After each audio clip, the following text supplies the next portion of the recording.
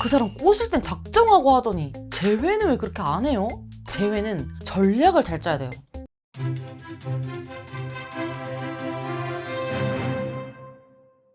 안녕하세요. 연애 자격 가람쌤이에요.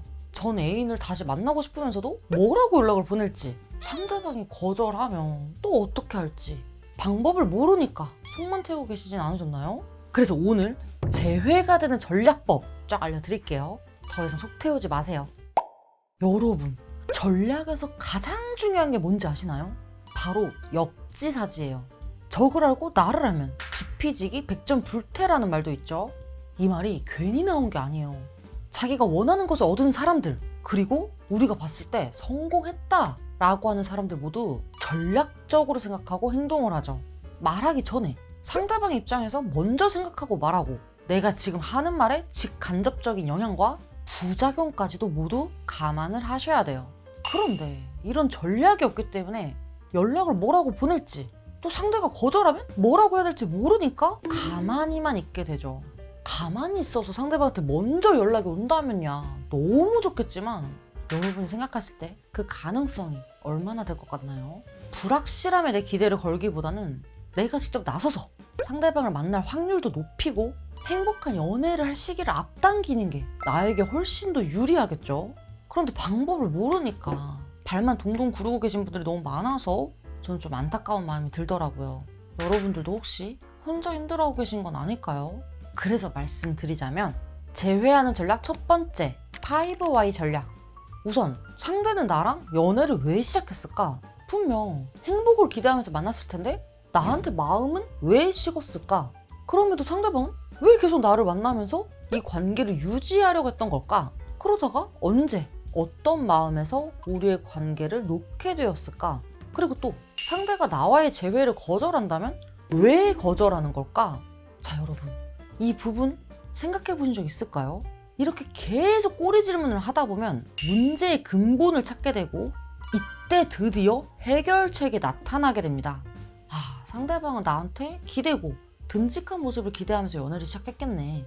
그런데 내가 서운해하고 감정 기복이 있다 보니 나를 믿고 기댈 수가 없었겠네. 그래서 실망스럽기도 하고 답답하기도 하지만, 그럼에도 어떻게든 이 관계를 이어나가 보려고 상대방 나름대로 이러이러한 노력들을 해왔겠네. 상대방은 이런 생각과 감정을 가지고 있었는데 그럼에도 개선되는 게 없으니까, 그래서 이별밖엔 답이 없다고 생각을 했겠네. 그럼 이제라도 내가 다시 믿고 기댈 수 있는 모습을 보여줘야겠네. 그렇다면 믿고 기댈 수 있는 사람의 모습은 어떤 사람의 모습일까? 자, 이렇게 답이 나온다는 거죠. 근데 이게 듣기만 해선 좀 잘 모를 수도 있어요. 상담 들어오시면 과제를 하면서 전문가가 분석을 하는데, 여러분들도 5Y 종이에 쭉 적어서 정리해 보시길 바래요. 이것부터 돼야 상대방한테 보낼 연락이든 상대가 하는 거절에 대한 대응이든 만나자 할 말이든 재회가 가능하게 될 텐데, 여러분들은 얼마나 깊게 생각해 보셨을까요?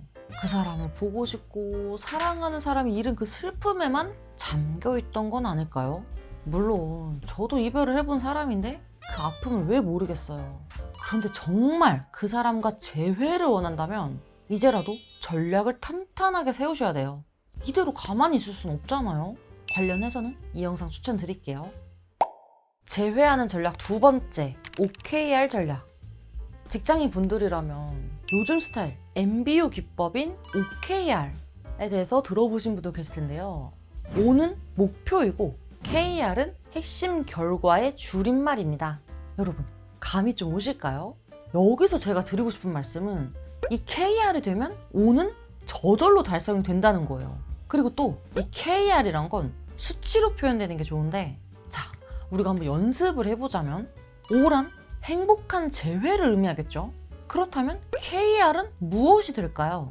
땡땡이 되면 행복한 재회가 무조건 된다. 이 빈칸 한번 채워보시겠어요?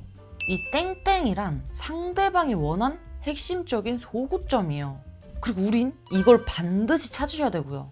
이건 사람마다 다 다른데, 누군가는 자신의 감정에 대해서 물어봐주고 알아주는 공감이 소구점일 수 있고, 또 누군가는 결혼일 수도 있고, 이렇게 사람마다 다 다른데, 자, 여기서 질문 하나 드릴게요. 상대방이 나랑 헤어질 때 넌 감정 기복이 너무 심해. 자꾸 서운해. 그래서 지친다며 이별 통보를 했을 때, 그럼 우린 재회를 하기 위해 이때 KR은 무엇일까요?